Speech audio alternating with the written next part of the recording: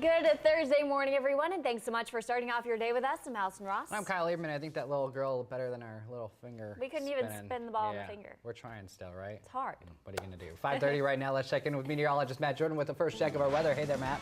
Allison, Kyle, good morning everyone. Just taking a quick little preview of the next few days. Essentially our weather kind of the same day by day, but as those conditions start to kind of pile up heading into the weekend, it's getting drier and drier. We have high pressure and control, and I'll explain all of this in my full forecast, but we got high pressure and control, and it's bringing us still very clear conditions. So more sunshine out there. Also a little bit of smoke from the campfire, which was just mentioned. Dry and sunny we had in the weekend, though. Also seeing some breezy winds. So there's a little concern out there when it comes to those breezy winds and the potential for some fire danger. Otherwise, starting out the day, right now, a little bit warmer than where we were this time yesterday. Above freezing for Medford right now at 33 degrees, almost there. 32 for Ashland, still freezing there. So just be aware of that. It's pretty cold outside. It could be a little on the slick side. We did have some higher humidities yesterday, so there was more moisture in the atmosphere, so there's the potential for some fog and potential for some ice. Otherwise, freezing fog is a possibility as well. So we've got a quarter mile for North Bend. This is looking at the fog. The lower the number,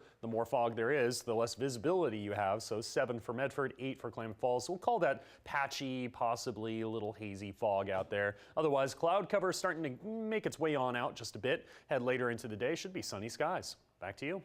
Matt, thanks so much. We begin this half hour in Northern California, where the campfire started exactly 1 week ago from today. And the search continues for 130 people missing in that fire. Many of those have been identified as elderly residents in their 80s and 90s. The death toll from the campfire also has risen to 56. Crews, of course, battling tough conditions, working to contain the 180,000-acre fire this morning, which does remain at 35% contained.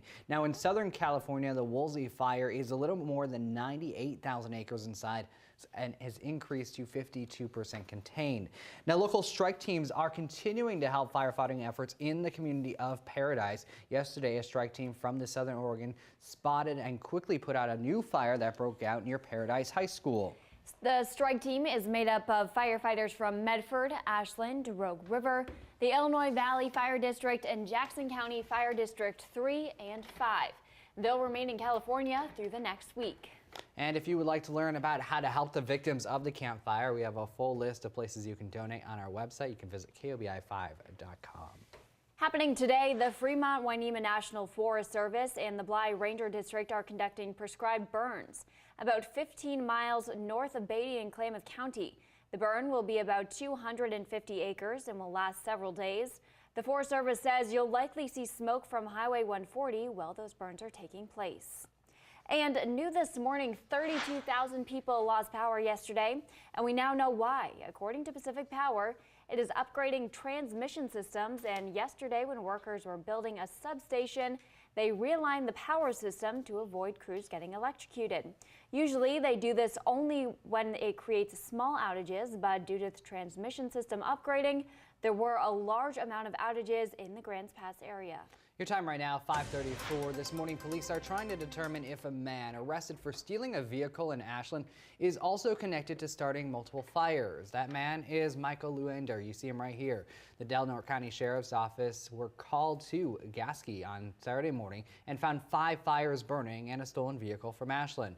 Then on Sunday, they responded to another fire, all of which they believe were set intentionally. Deputies say they arrested Lindauer after help from Ashland PD and tips from the public. He remains in the Del Norte County Jail on theft charges this morning. After receiving autopsy results, police have ruled out homicide in the death of a man found near the Bear Creek Greenway on Monday. Ryan Schneider's body was discovered near the Greenway on Monday afternoon. An autopsy was conducted yesterday, and results determined Schneider's death was accidental.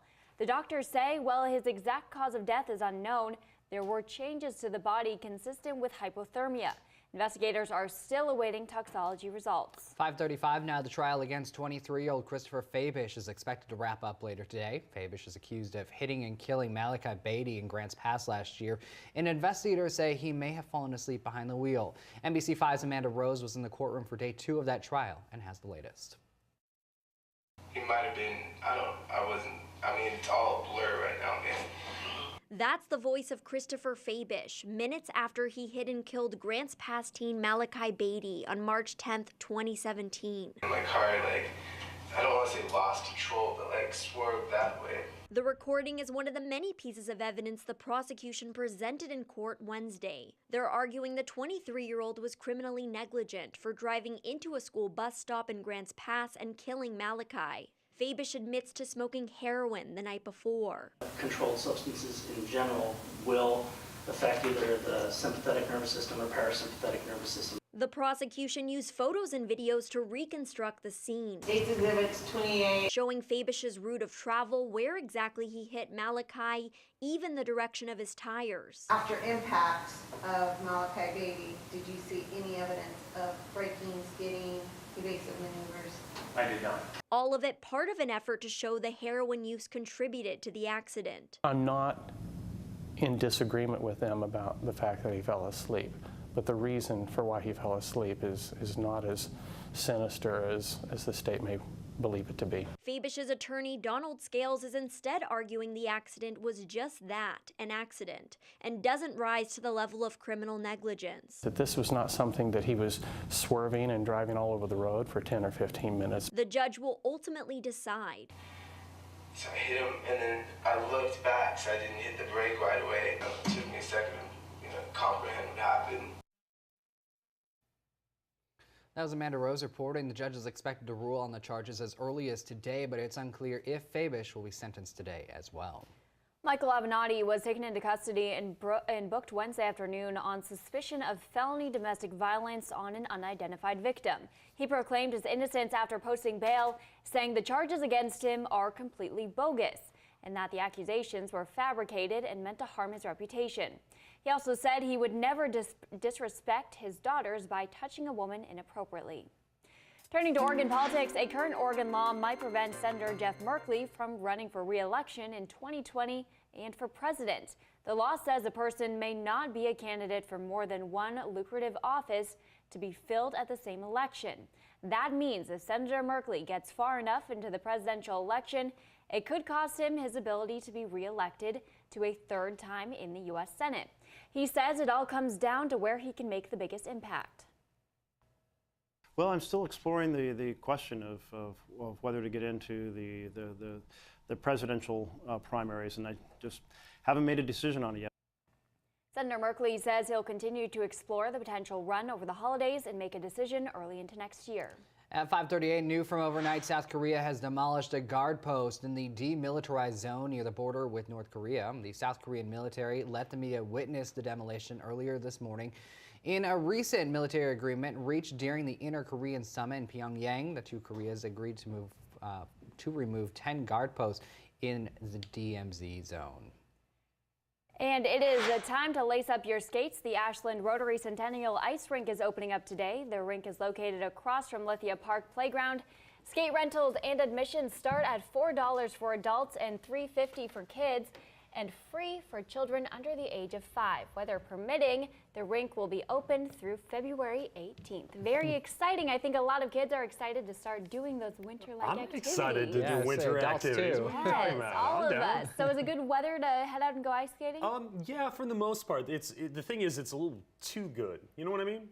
I don't Okay. You have know no what's idea what I too mean. Yeah. good to be It's ice sunny, skating. it's warm, so that could not actually bad. cause a little bit of concerns just keeping the ice around on the rink Okay. itself. Now, of course, they have ways of making that happen, and it's Sure. cold enough at night, definitely, so it might just be enough.